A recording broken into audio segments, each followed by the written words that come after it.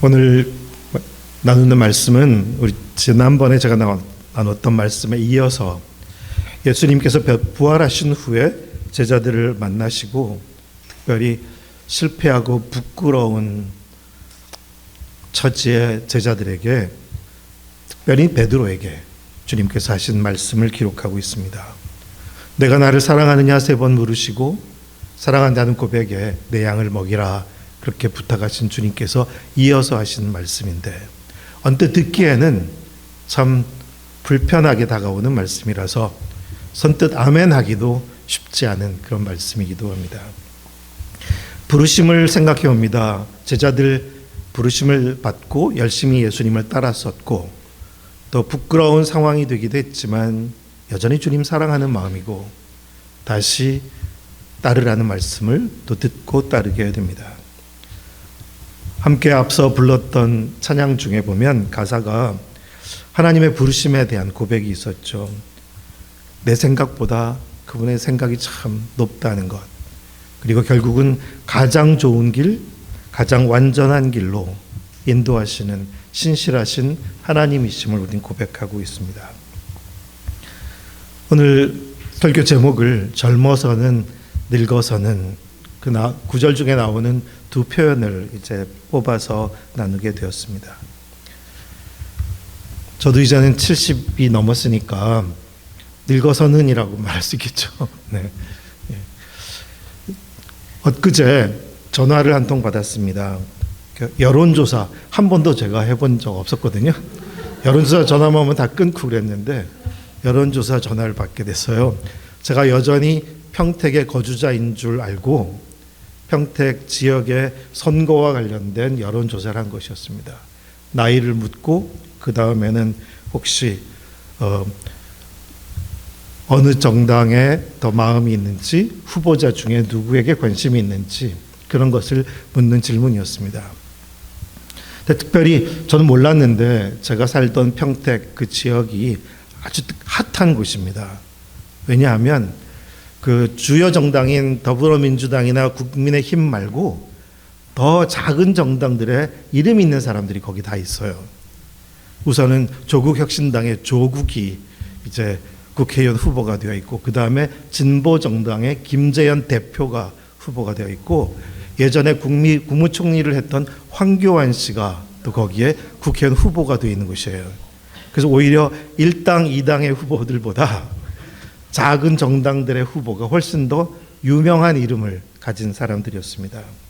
저에게 이런저런 질문에 대해서 제가 답했죠. 하지만 여러분에게 제가 무슨 답을 했는지 말씀드리는 것은 적절하지 않을 것 같고,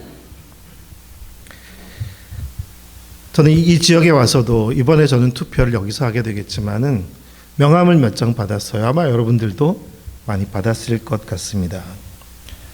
어떤 사람을 지지하나 그런 질문을 받기도 하고 또 우리는 이야기하게 되기도 합니다. 아마도 이 대원리 또 보은 지역에서도 사람들이 대부분 지지하는 마음이 어디에 있긴 하겠죠. 동네 사람에 대한 마음이 더 특별히 있다는 것도 우리는 알고 있습니다. 그리고 내가 좋아하는 정당이 정해져 있는 경우에는 그 정당 사람을 그냥 무작정 지지하는 경향도 있습니다. 그리고 무엇보다도 우리 마을에 이득을 가져다 줄 사람을 지지하는 마음이 대부분 있습니다.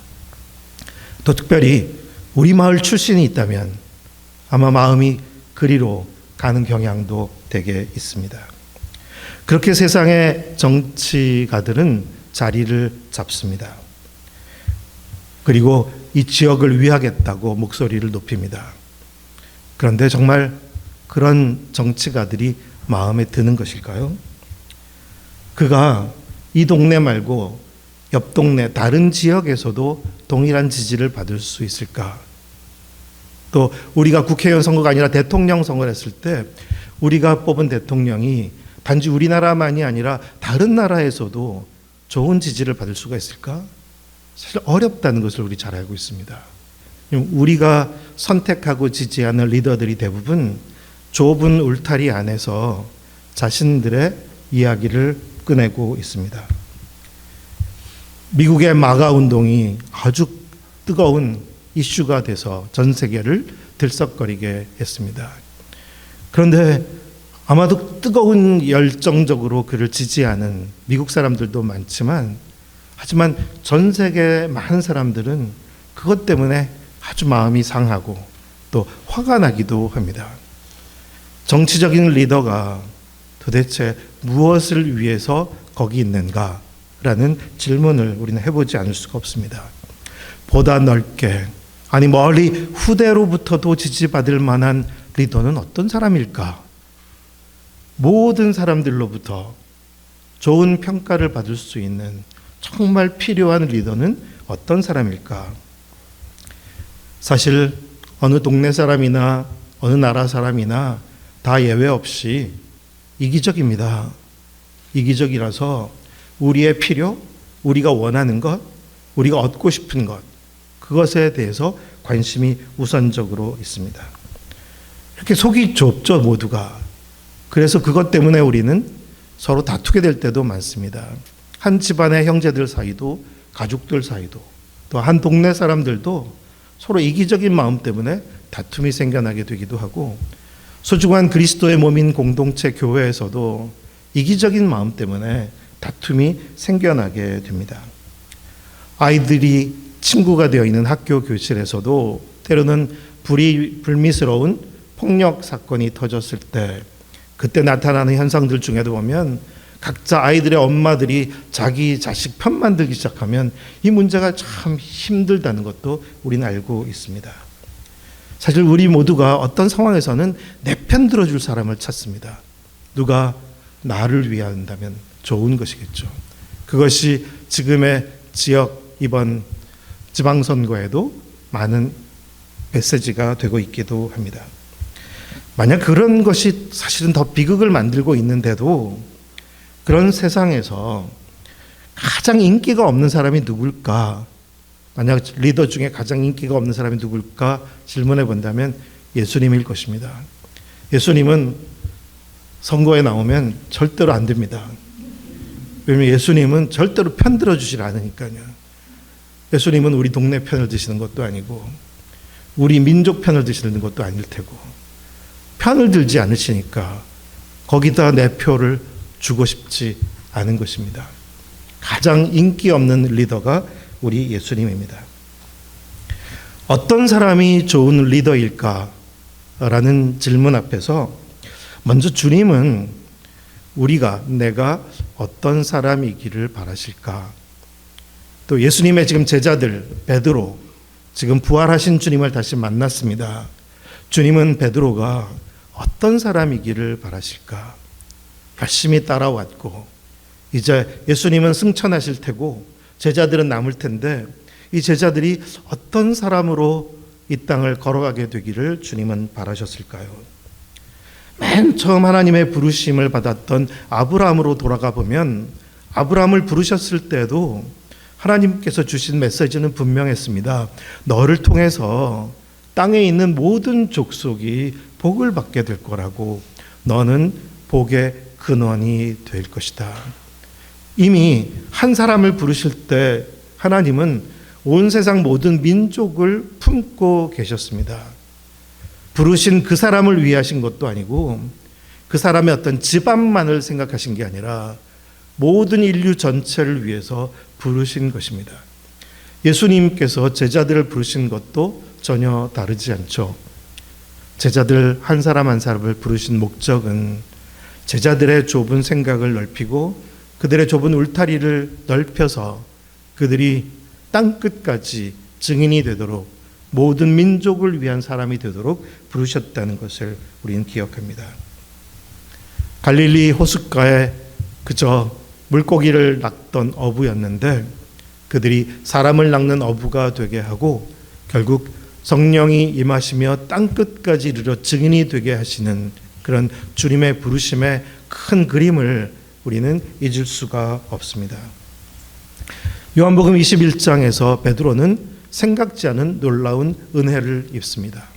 3번이나 주님을 모른다고 부인했었는데, 하지만 그런 나를 버리지 않으시고 찾아오셔서 한없는 자비를 나타내 주시고 그리고 또다시 나에게 귀한 주님의 일을 맡겨주셨습니다. 내 양을 먹여라. 그 다음에 주신 말씀이 오늘 말씀이죠. 18절 말씀을 다시 한번 읽어보겠습니다. 함께 읽죠.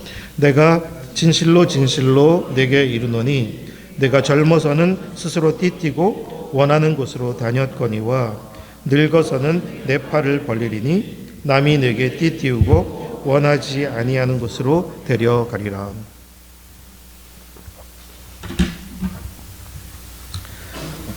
이 말씀은 베드로가 어떤 죽음으로 하나님께 영광을 돌릴 것인지 예언처럼 주신 말씀이지만 사실 이 말씀 속에 주님의 부탁이 담겨져 있습니다.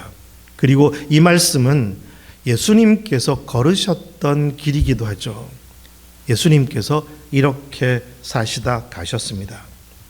그러면서 나를 따르라 하신 예수님. 그 예수님은 베드로도 그 주님의 마음을 지니고 주님의 길을 따라 걷도록 그렇게 말씀해 주신 것입니다. 설교 제목이 젊어서는 늙어서는으로 되어 있지만 예수님을 따르는 제자의 마음가짐이라고 그렇게 제목을 붙여도 좋을 것 같습니다. 얼마 전에 한국 교회에서 꽤 존경받던 목회자 한 분에 대한 뉴스가 있었어요. 그분이 설교가로서도 정말 수많은 젊은 그 후배들과 많은 교회 선한 영향력과 성도들에게도 참 많은 감동을 준 설교자였었는데 이분이 은퇴 후에 자기 아들에게 또 교회를 물려주고 싶은 마음이 있었는데 그게 잘 되지 않다 보니까 아들을 위해서 뭔가를 하기 위해서 교회에다가 참 바람직하지 않은 요구를 한 것입니다. 내가 이 교회를 이렇게 키우게 된데 기여한 것이 이만큼은 되니 그것을 돈으로 달라는 요구였었고 그로 인해서 교회가 아주 시끄러워지게 됐고 그것이 뉴스가 되다 보니까 많은 사람들이 실망을 하게 되었습니다. 노욕이라고 표현되는 것처럼 늙어서는 참 멋있는 분이었는데 정말 존경받는 분이었는데 지금은 그렇지 않은 것입니다. 늙어서는 사실 우리가 젊어서는 늙어서는 우리의 바람이 있다면 젊어서도 좀 잘 살고 싶은 것이고 늙어서도 바르게 잘 살고 싶은 것이 우리 마음이겠죠. 그런데 인생의 후반부가 전반부보다 더 좋다고 장담하기가 참 어렵습니다. 정말 후반부에도 마지막 시간까지 존경받는다는 것은 쉽지 않은 것 같습니다. 나는 피곤한 노인이 아니라 푸근한 어른이 될 수는 있을까? 내가 늙어서도 참 좋은 그리스도인으로 주님을 더 따를 수 있을까? 나는 뭘 남기고 갈까? 자녀들에게 내가 남겨주고 싶은 게 도대체 뭘까? 그런 질문을 우리는 던져봅니다. 구약 성경에서도 우리는 솔로몬을 잘 알지만 솔로몬은 세상에 누구보다도 더 성공한 삶을 살았습니다. 하지만 그가 결국 자녀 손들에게 남겨주고 간 것은 참 부끄럽게 기록됩니다. 그는 좋은 것을 남겨두지 못했습니다. 어쩌면 젊었을 때 그토록 훌륭했던 리더였을지 모르겠지만 그의 후반부 늙어서는 참 부끄럽게 결국 기록되고 말았습니다. 많은 전 세계 정치 지도자들을 보더라도 나르시시스트, 정말 자기 중심에 자기가 무조건 옳다고 생각하는 성격 장애를 가진 것 같은 리더가 세상을 움직이는 그런 시대를 살아가고 있습니다. 더 넓게 보지 못하고 단지 자기를 뜨겁게 추앙하는 세력들만을 위한 메시지를 내면서 그리고 다음 세대가 살아갈 후대를 보지 못하고 지금 눈앞에 내가 얻고자 하는 것을 더 얻어내려는 그런 리더에 의해서 얼마나 많은 세계인들이 또 어려움을 겪는지 우리는 듣고 있습니다. 나보다 이웃을 위하고 내 지역보다 다른 마을들을 위하고 우리 민족뿐만 아니라 또 다른 민족들까지 위하고 오늘 우리가 살아가는 세대뿐만 아니라 다음 세대의 사람들까지도 위할 수 있는 그런 마음을 가진 리더는 우리가 만나기가 왜 이렇게 어려운 것일까 생각해 봅니다. 그래서 오늘 주님께서 베드로에게 주셨던 말씀을 통해서 예수님을 따르고 싶은 마음은 우리 모두 있기에 주님을 따르려는 제자의 마음가짐을 생각해 봅니다. 여기 나와 있는 세 가지 표현으로 말씀을 나눕니다. 첫째는 내 팔을 벌리리니 라고 말씀하셨습니다. 다르게 하면 남들이 내 팔을 벌리고 나를 열어두고입니다. 내 팔을 벌리리니 열어두고 살라는 말씀이죠. 팔을 벌린다는 의미가 무엇일까요? 무방비 상태가 되는 것입니다. 사실 우리는 방어적일 때가 많죠. 복싱 경기를 생각해 보더라도 우리 기본적으로 가드를 하고 나를 방어할 준비를 하는 것이지 이렇게 해놓고 하는 건 아니잖아요. 나를 열어둔다는 것은 무방비 상태가 되는 것입니다. 불끈 주먹을 쥐고 어제 이란과 지금 이스라엘 사이의 대결도 서로 경계태세와 불끈 무장을 하고 주먹을 쥐고 그리고 미국까지 포함해서 호르무즈 해협을 두고 정말 서로 강하게 부딪혀가고 있습니다. 그렇게 경쟁적인 세상은 열어두고 있지 않고 주먹을 쥐고 서로 경쟁하면서 오히려 더 파괴적인 세상을 만들어갑니다. 우리도 젊었을 때는 되게 자기주도적이죠. 자기주도적으로 내가 하고자 하는 것을 이루려고 합니다. 내 인생은 나의 것. 그것이 좀 대부분의 사람들이 생각하는 마음일지도 모르겠습니다. 그런데 젊어서도 정말 주도적으로 내가 원하는 것을 하고 싶지만 그게 마음대로 돼요? 정말 어렵잖아요. 어렵다 보니까 그래서 우리가 선택하게 되는 게 뭡니까? 그래, 내가 지금 젊어서 고생은 하지만 언젠가는 늙어서는 이제는 이런 고생은 하고 싶지 않은 것입니다. 그래서 지금은 나도 나를 위해서 살고는 싶지만 하지만 할 수 없으니까 지금은 어쩔 수 없이 내가 그냥 따라주고 그냥 내 목소리 안 내고 당해주지만 늙어서는 나도 내가 원하는 것을 편하게 하고 싶은 그런 마음이 일반적입니다. 지금은 양보하고 남에게 대해주지만 나중에는 내 뜻을 이루어내겠다라는 거죠. 엊그제 80이 되신 분들 몇몇을 함께 만나서 점심 식사를 했습니다. 미국 시애틀에서 알게 되었던 분들인데 그분들이 이제 저희가 살아가는 삶을 아시면서 존경스럽다는 말씀을 하셨어요. 근데 그 이유는 아마도 그분들은 이제 여유 있게 노후 생활을 이제 보내는데 하나도 불편함이 없거든요. 여유가 있는 사람들이니까.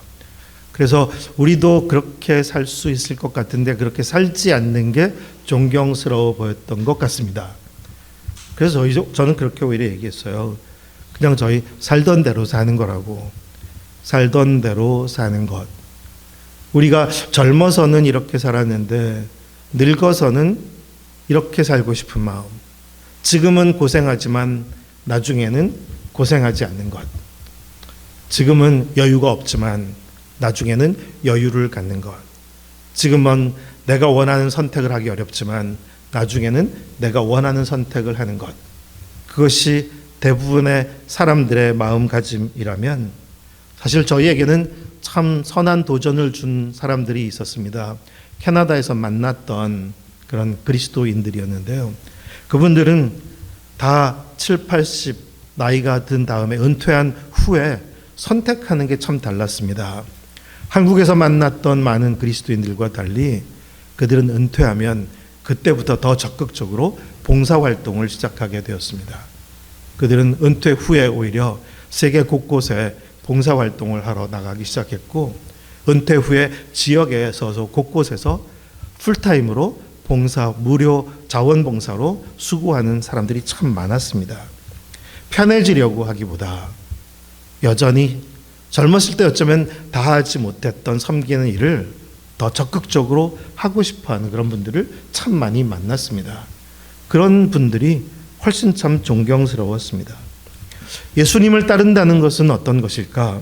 예수님을 따른다는 것은 내가 주도적이 되기보다는 나를 열어두는 것입니다.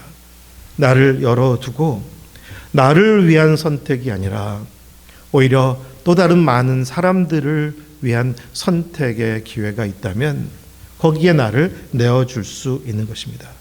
더 넓은 세상 다음 세대를 위해서 나의 유익을 포기할 수 있는 것. 이틀 전에는 저희 청소년 중학교 3학년 때 저희 집에 함께 살았던 탈북 청소년 둘이 그동안 오랜 연애 끝에 작년에 결혼을 한 아이가 있었는데 둘이 저희를 찾아왔습니다. 그래서 함께 식사를 하면서 이런저런 얘기를 했는데 아주 그래도 잘 성공한 케이스의 탈북 청년들이에요. 남자아이도 대기업에 취직했고 여자아이도 꽤 괜찮은 광고회사에 취직해서 둘 다 잘 벌고 잘 살아요. 그런데 이 여자아이가 굉장히 자기 주장이 세기도 한 아이였었는데 제가 옛날에 탈북 청소년일 때 그런 얘기 했거든요. 좀 불편하게 만들었었어요. 너희가 받는 혜택이 너무 많다고. 그런데 너희 또래 한국에는 오히려 혜택 못 받는 사람들도 많으니까 너희가 너무 혜택 받는 거에만 마음 갖지 말라고 기분 나빠했었어요. 그런데 지금에 와서는 오히려 우리가 살아가는 삶에 대해서 관심이 많이 있고 자신들도 좀 다르게 의미 있게 살고 싶은 마음을 조금씩 갖게 되는 것 같습니다. 사실 치열한 생존 경쟁에서 방어적이 되고 먼저 나를 안전하게 하고 나의 것을 먼저 챙기려는 것이 앞서기 쉬운 것이 세상이지만 그럼에도 불구하고 팔을 벌리고 더 많은 이들을 품고 더 많은 이들을 위할 수 있는 마음이 얼마나 소중한 것인가. 주님께서 그 마음으로 베드로를 또 우리를 초대하신 것입니다. 이번 지방선거에서도 좀 그런 리더들이 많이 세워졌으면 좋겠습니다.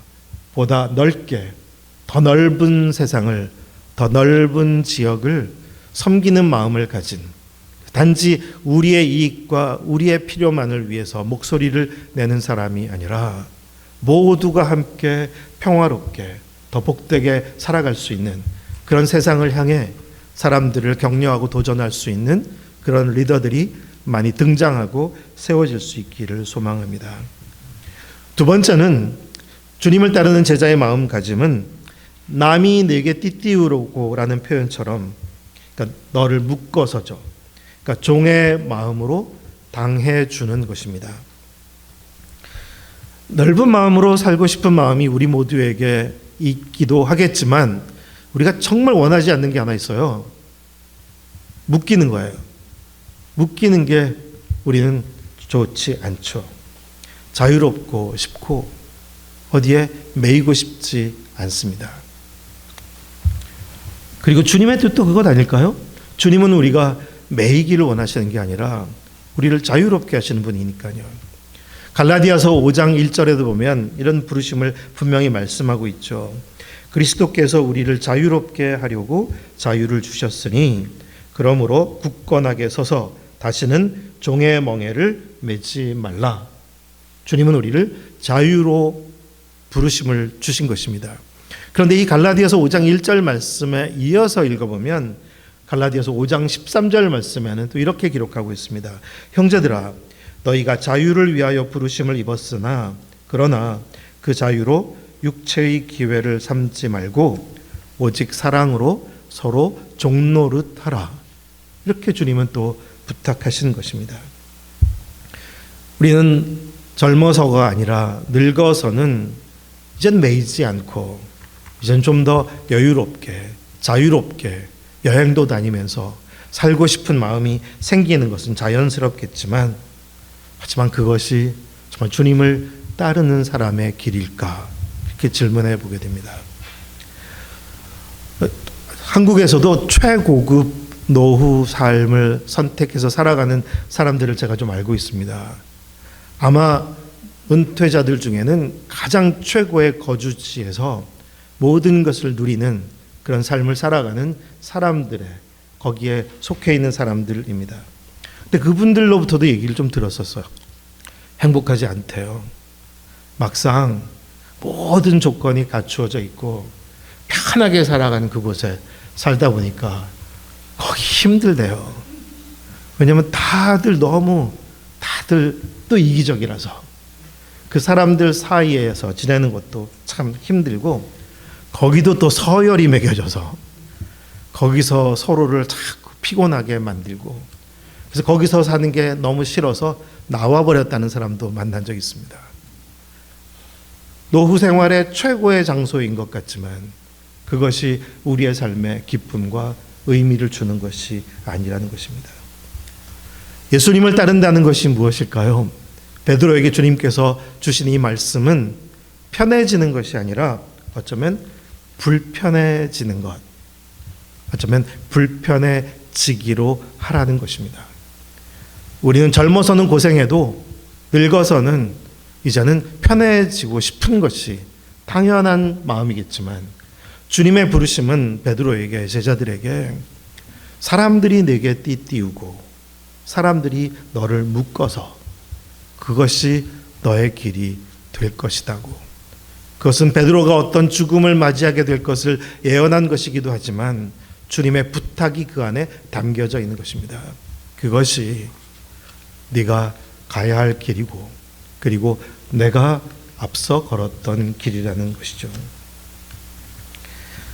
우리가 공동체로, 여기는 너무나 소중한 공동체로 살아가는 분들의 모임이니까 얼마나 매이는 게 많아요.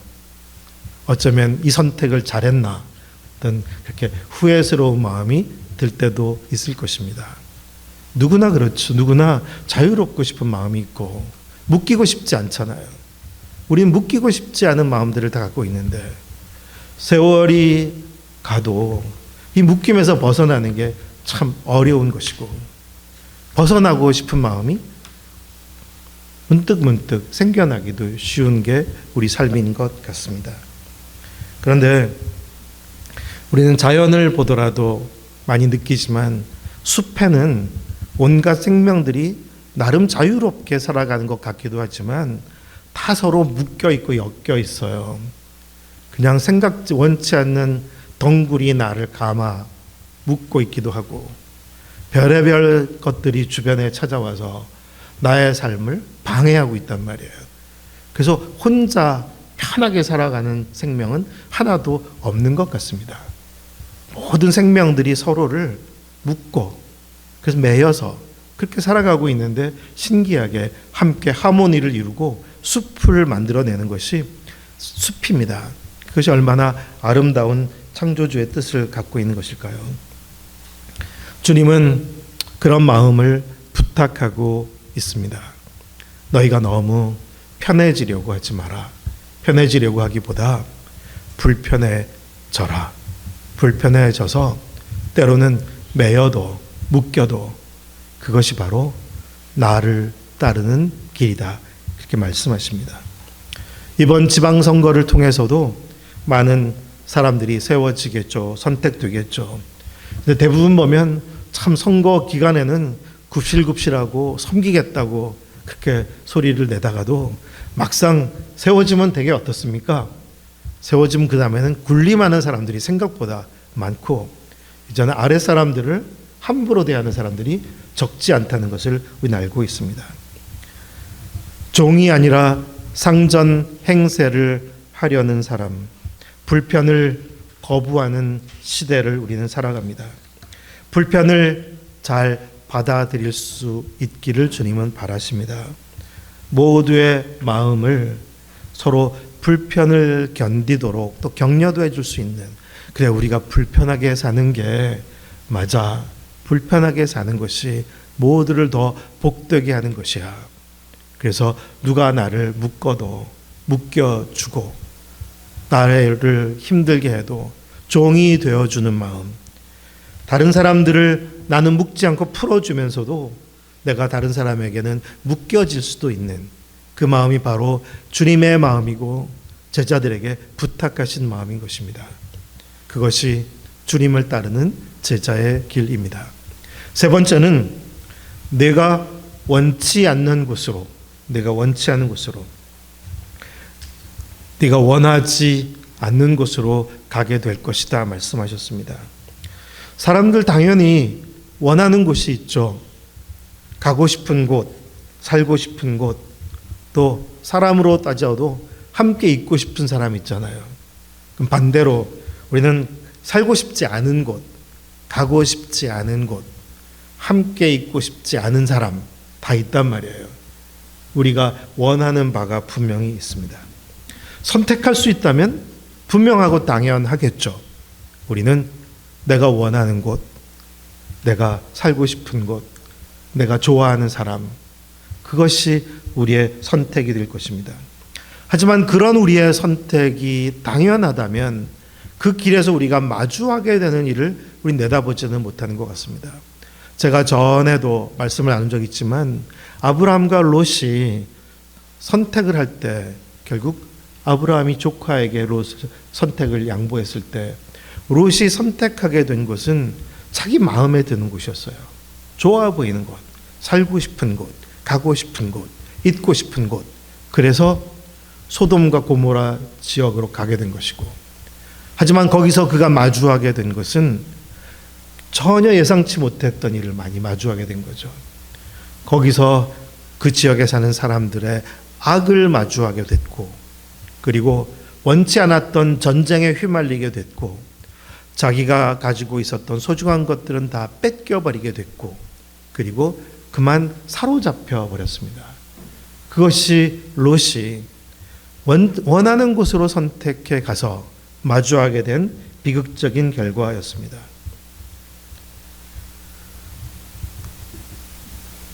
제가 한국어를 가르치면서 그 교재에 나와 있는 한비아 씨에 대한 글을 좀 읽게 됐어요. 한비아 우리에게도 많이 알려진 사람이죠. 그분이 오지 여행을 참 많이 했더라고요. 그리고 도보 여행을 많이 했어요. 그리고 웬만한 사람들이 가지려고 하지 않는 아주 어려운 지역을 나서서 많이 갔고, 그 사람들의 삶에 가장 치열한 어려운 한복판에서 고통받는 사람들을 많이 만나게 된 것이고, 그 사람들을 위한 일들을 하나하나 하게 되다 보니 긴급 구호 활동가로서 많이 알려지게 되었습니다. 가고 싶은 곳으로 갔다기보다는 누구도 가지 않으려는 곳으로 갔던 것입니다. 직업 선택의 10계명 아마 대부분 다 알고 계실 거예요. 거기에도 보면 그런 게 하나 있죠. 네가 원하는 곳이 아니라 너를 필요로 하는 곳으로 가라. 네가 원하는 곳이 아니라 너를 필요로 하는 곳으로 가라. 예수님의 제자로 산다는 것은 가고 싶은 곳으로 가는 게 아니라 보내시는 곳으로 가는 것일 테고, 그리고 주님께서 보내시는 곳은 주님께서 가시려는 곳이고, 주님께서 가시려는 곳은 온갖 필요가 있는 곳이니, 그러니 우리가 부르심을 받고 주님을 따르는 것은 분명 내가 원하는 곳이 아니라 나를 필요로 하는 곳일 것입니다. 오늘 우리는 전 세계적으로 까다로운 소비자 시대를 살아갑니다. 교회조차도 모든 조건이 갖추어진 교회로 사람들이 많이 모입니다. 우리 아이들을 위한 프로그램, 우리에게 유익한 모든 것들이 다 갖추어지고, 주차시설부터 온갖 것이 잘 갖추어져 있으면 확실히 사람들을 더 끌어모을 수 있는, 몰과 같은 곳이면 사람들이 더 선호하게 되는 그런 경향의 시대입니다. 그런데 그런 조건에 따라서 선택하는 소비자 시대, 심지어 사역자들도 조건을 보고 거기에 따라서 선택하는 경향이 있습니다. 하지만 그 직업 선택의 10계명 중에는 그런 표현도 있죠. 모든 조건이 갖추어진 곳은 피하고 처음부터 시작해야 하는 황무지를 택하라. 그러니까 주님을 따른다는 것은 그렇게 조건을 보고 가는 것이 아니라 오히려 나를 필요로 하는 것, 내가 처음부터 시작해야 하는 곳이라는 것을 말씀해 주시고 있습니다. 예수님의 제자들로 인해서 시작된 증인, 복음 증거의 역사가 어떻게 2000년의 세월을 통해서 우리 한반도 여기까지 오게 된 것을 우리는 그 유익을 얻고 있습니다. 근데 그 과정에 얼마나 많은 사람들이 이곳 오지에까지 와서 심지어 병들고 때로는 죽고 끔찍한 일들을 겪었었는지 우리는 알고 있습니다. 그리고 초기에 믿는 성도들이 예수님처럼 처형당하기도 했고 많은 순교와 박해가 있었다는 것도 우리는 알고 있습니다. 그저 우리가 지금 누리고 있는 은혜는 저절로 우리에게 온 것이 아니라 마치 예수님께서 베드로에게 말씀하셨던 이 말씀을 그대로 받아들이고 그 말씀대로 살아간 사람들의 발자취에 의해서 우리에게까지 이르게 된 것입니다. 원치 않는 상황에 그들은 결국 팔을 벌리고 그리고 묶여서 원치 않는 곳으로 끌려가서 하지만 거기서도 그리스도의 사람으로 예수님의 발자취를 따랐던 것입니다. 그들의 고난과 죽음이 곳곳에 더 멀리 전해지게 되었고 긴 세월을 지나서까지 복음을 거기에 뿌리내리게 했습니다.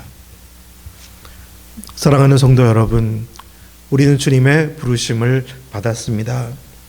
예수님은 베드로에게 말씀하시면서 베드로가 이렇게 살아가게 될 것을 예언처럼 말씀하셨습니다. 그리고 이것이 베드로의 죽음조차도 하나님께 영광을 돌리는 것이 되는 것임을 알려주셨습니다. 젊어서는 늙어서는 우리는 늙어가고 있고 또 나중에는 더 늙겠죠. 어쩌면 우리는 계속 나이가 들게 될 텐데 우리의 마음가짐은 주님의 뜻을 더 따르는 길이 되기를 소망합니다.